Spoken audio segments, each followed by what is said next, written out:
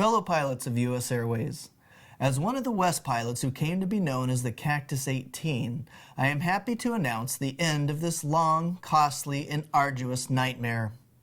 But before USAPA President Cleary steals away with any political kudos for dropping it, let me tell you the real story behind the lawsuit and the real reason he has chosen to drop it at this time.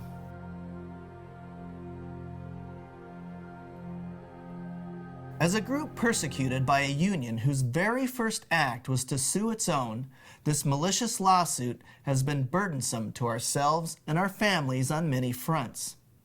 First of all, we were slandered by our own peers as criminals guilty of RICO racketeering laws, something designed to prosecute high-level mafia members.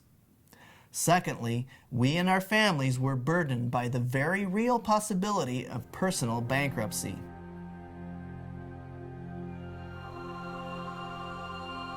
As you will recall, the case was dismissed with prejudice, not only in federal court, but appellate court as well. Despite our victories, however, without the donations of the majority of West pilots, and many East pilots as well, the lawsuit alone would have likely bankrupted each one of us. On behalf of the Cactus 18, I profusely thank each and every pilot, East and West, who donated to our cause.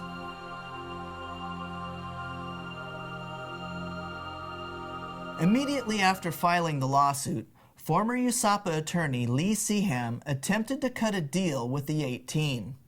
He offered to drop all charges against us if we were to sign a confession falsely admitting collusion with AWAPA, the America West Pilot Protective Alliance, the forerunner to the Army of Leonidas. In other words, we were the little fish being used to catch the big fish in a callous and cowardly plot by USAPA. I am proud to say that each and every one of my fellow 18ers told Seaham and Company to go pound sand. If any one of us had confessed to this charade, Leonidas could have been sued into oblivion before having a chance to successfully sue USAPA in DFR 1. Despite severe emotional and financial strain, we steadfastly held our ground with the incredible unity that has become a standard trait in our fellow West pilot group. Make no mistake, the sacrifices of the Cactus 18 and your donations were instrumental in staving off USAPA's fantasy of steamrolling us with a blatant end run around a legally binding and objectively fair seniority arbitration. How sad that we are left to ponder what kind of industry-leading contract we could be flying under today if only we had a real union with this kind of solidarity.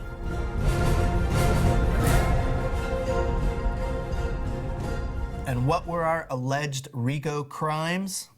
Nothing more than phone calls to a toll-free pilot hotline and private web board postings, plus several other minor acts leveled at not us, but other unnamed John Does, as stated in USAPA's filing.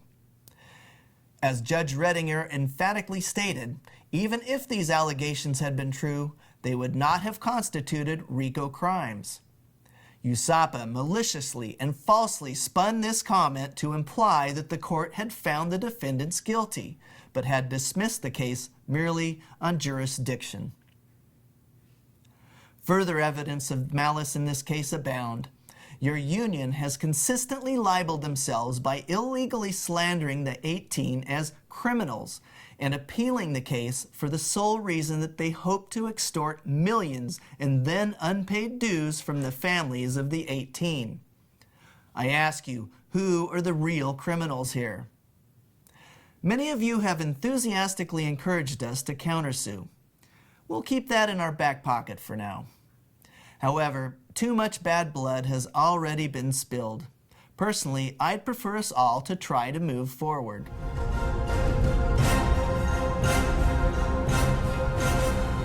And speaking of repairing bad blood, with the dropping of this lawsuit, Chief Judge, Jury, and Executioner Cleary is claiming to do just this.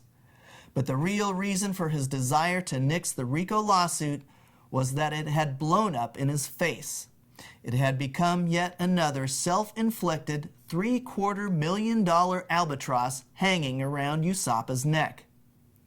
Desperately seeking to save face, Cleary has stolen credit from the DCA rep who presented the resolution.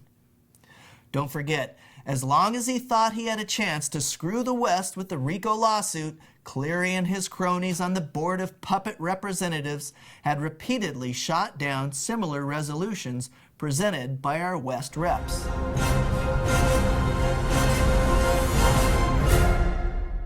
President Cleary, nothing short of a public apology and full reimbursement of the Cactus 18's personal expenses while defending our good names from your institution's ludicrous accusations will appease us.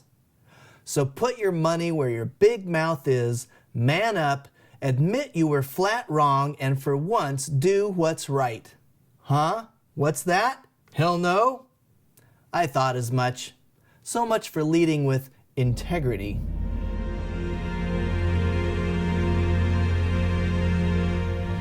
Finally, I am proud to announce that the Cactus 18 will be donating over $36,000 to the Army of Leonidas, which includes the more than $26,000 Leonidas had donated to the Cactus 18 Fund. A nice little return on investment, and yet another example of the amazing synergy that our West unity has produced. The Cactus 18 lawsuit, I believe, has been a foreshadowing of things to come. With our incredible solidarity and with our just cause against a union whose very existence is owed to divisiveness, arrogance, and greed, we are destined to prevail.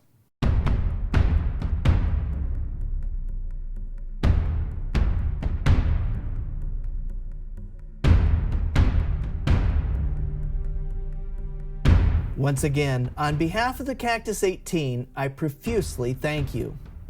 Good day.